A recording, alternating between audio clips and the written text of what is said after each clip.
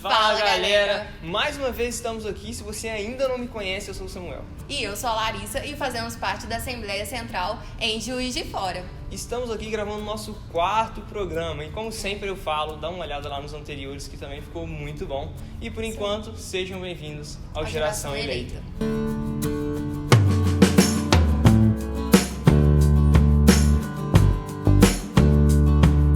Então agora, a gente com Fala Líder, tivemos a participação da Jussara e o último que a gente teve a participação do nosso pastor. Olá, tudo bem? Tudo bom, jovens? É um imenso prazer estar falando com vocês da Palavra de Deus, algo que eu amo. Eu gostaria de iniciar aqui falando sobre Gênesis, capítulo 24, versículo 1, onde fala assim: E era Abraão já velho e adiantado em idade, e o Senhor havia abençoado Abraão em tudo. Bom, Abraão foi um homem tão fiel a Deus, renunciou tantas coisas, né, para servir a Deus e adorar a Deus, que não tinha como Deus não abençoar de maneira em tudo a vida dele, né? E até as pessoas do convívio de Abraão eram abençoadas, pessoas que temiam a Deus, que serviam a Deus. Tanto isso que Abraão confiou ao seu servo a responsabilidade de ir na terra dele e escolher uma nora, né, para que ele trouxesse ao seu filho Isaque. Isaque não fugiu à regra. Isaque também era uma pessoa que se habituou a ver a dependência de seu pai, a dependência dele de Deus, e ele pegou esse costume para si. A Bíblia vem falar em Gênesis 24, no versículo 63, que quando esse servo fez uma prova com Deus, ele trouxe a sua esposa Rebeca, ele nem sabia, ele estava no campo orando, quando viu aquela comitiva de camelos, né, com seus servos chegando e trazendo a sua amada. Bom, é especial porque nesse tempo que a gente vê que os relacionamentos da gente é muito estreitado, né? Deus prepara pra gente as pessoas que nós devemos confiar, os nossos amigos, há amigos mais chegados que irmãos, a palavra já fala isso. Isaque já sabia tanto quanto o seu pai cria em Deus, que logo que essa esposa foi traga a ele amou, né? Fala que amou, ela consolou porque ele tinha perdido a sua mãe Sara há pouco tempo, ela veio para consolar ele. E é assim que Deus faz. Deus prepara para nós relacionamentos, né, já desde o início, e a gente deve aprender a ter essa confiança, essa dependência de Deus e pedir a Deus que isso aconteça, tanto amigos quanto um futuro namoro que vai gerar um casamento, né, jovens?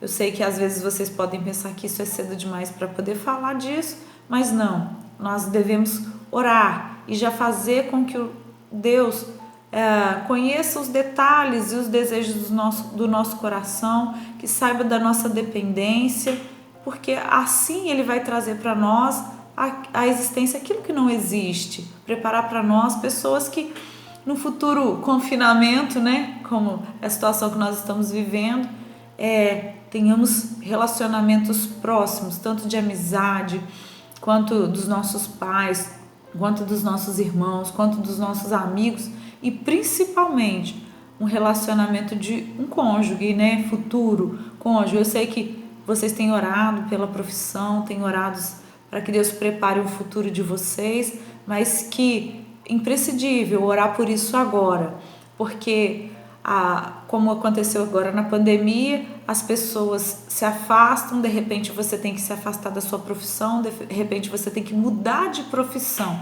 mas aquilo que o Senhor preparou para nós, que é o relacionamento nosso com Ele e nosso com os nossos íntimos, que seja um futuro esposo, uma futura esposa, já é preparado desde agora, né? Na confiança.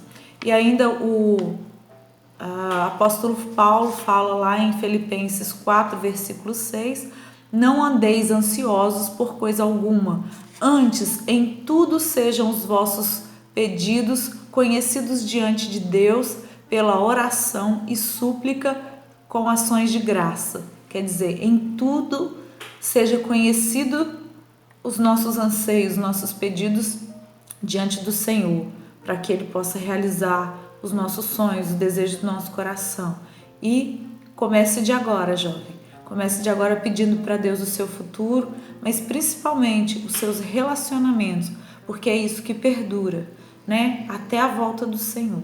Que Deus abençoe e que realmente o Senhor venha continuar falando no coração de vocês. Em nome de Jesus. Amém. Beijos. Muito obrigada, Jussara, pela participação. E agora, dando início ao nosso outro quadro, vamos falar um pouco sobre o livro de Jó. Mas não vamos explicar tudo igual a gente fez de Esther, a gente não vai dar um resumão, não. A gente vai só falar um pouquinho, né, para vocês ficarem com vontade e começar a ler. Então, se você acha que conhece Jó, é porque você só leu os 2 primeiros capítulos. Porque a parte histórica, em que todo mundo sabe a história, em que Jó perde tudo, a conversa de Deus e o diabo e tudo mais.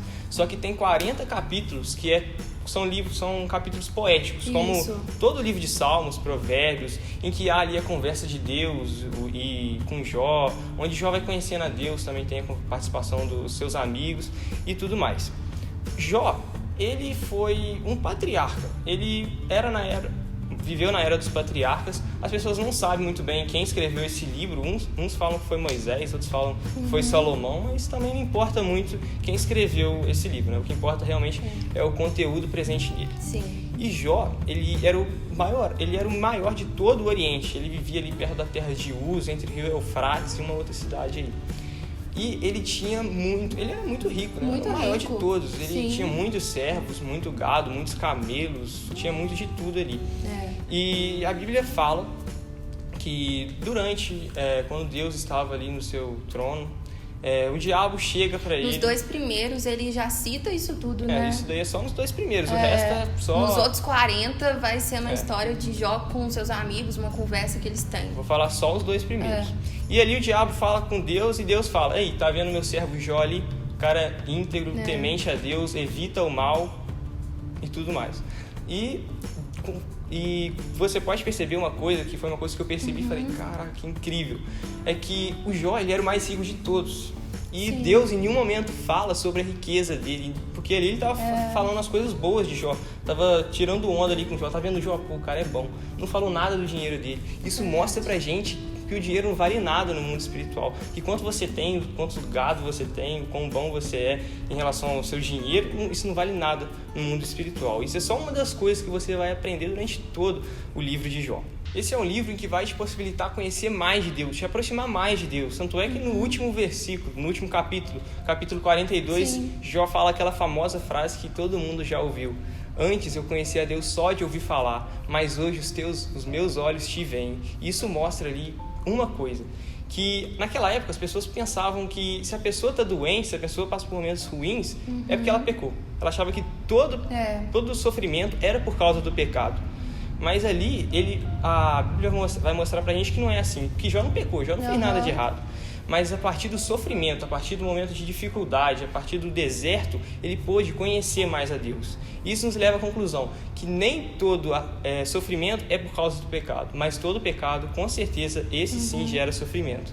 Então, gente, para vocês lerem, fica à vontade, acho que é um livro muito interessante. Então, esse programa a gente vai falar de Jó e para vocês lerem, tá bom? Lê esse mês aí, são 42 capítulos, vai lendo com calma, vai meditando. Dá para ler tranquilo, então a gente deixa para vocês esse livro, tá? Muito bom. Então, galera, hoje a gente traz uma matéria muito interessante para vocês, para jovens que tá aí nesse ritmo de estudo. Em meio à pandemia, a gente sabe que tá sendo muito difícil, que escolas estão fechadas, que faculdade está fechada. A minha, por exemplo, vai começar a voltar agora, vai ser online, claro. mas a gente sabe que é muito difícil e a gente vai contar um pouquinho das nossas experiências, assim, o que ele tá vivendo e o que eu já vivi.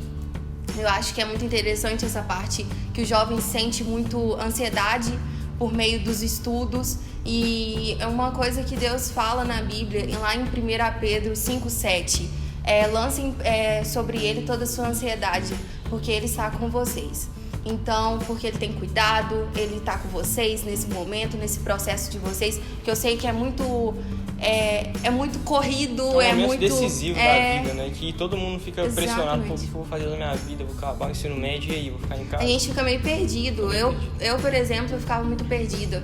Eu chegava num dia, eu estudava no cursinho, fazia escola de manhã, cursinho à tarde, chegava à noite cansada.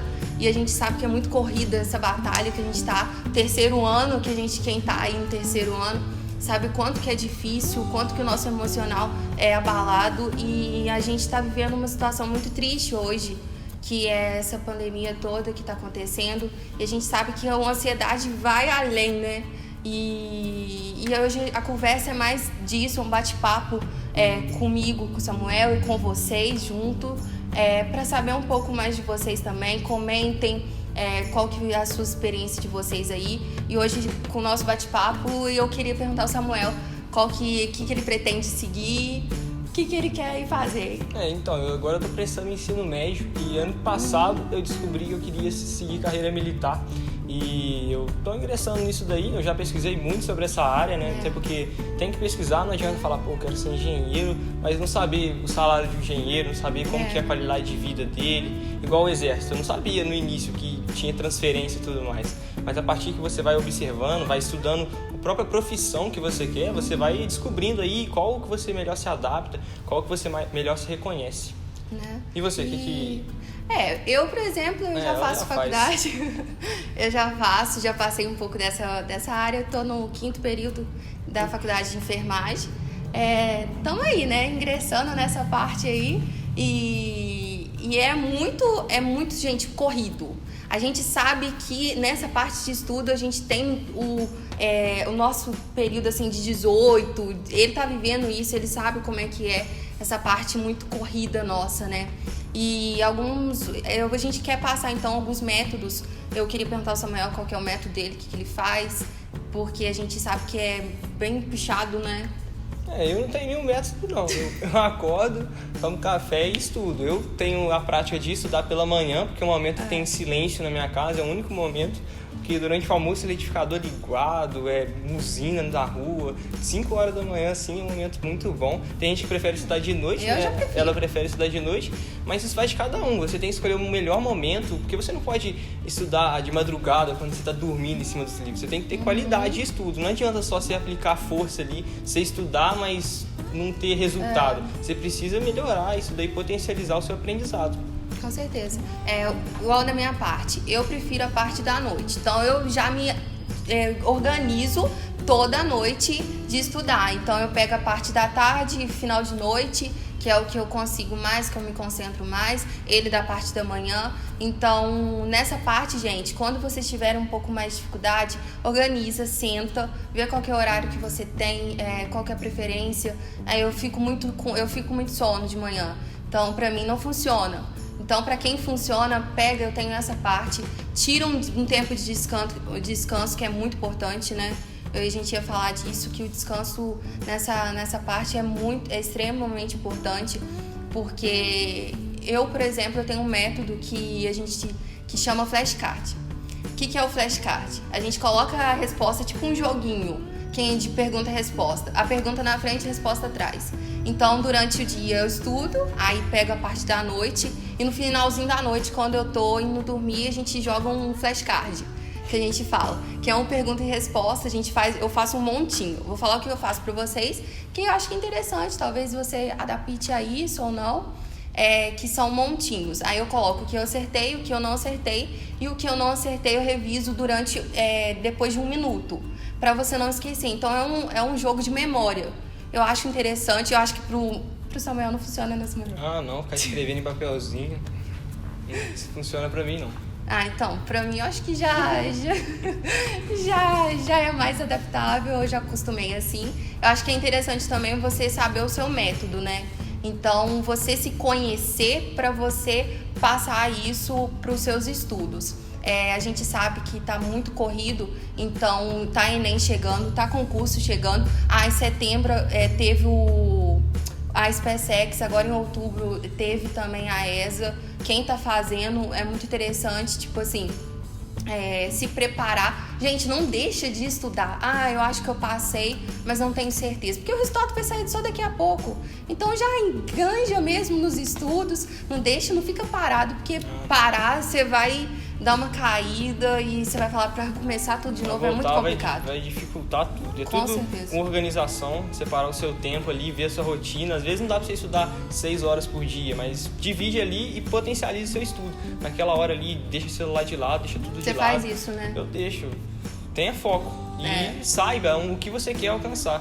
Porque se você ficar estudando assim, mas sem saber o concurso, sem saber a sua área... Eu, por exemplo, quero ser sargento. Aí eu fico, imaginando, eu fico vendo muito vídeo também no YouTube, de vez em quando, né? Sobre a vida de sargento. Fico falando, caraca, é isso que eu quero.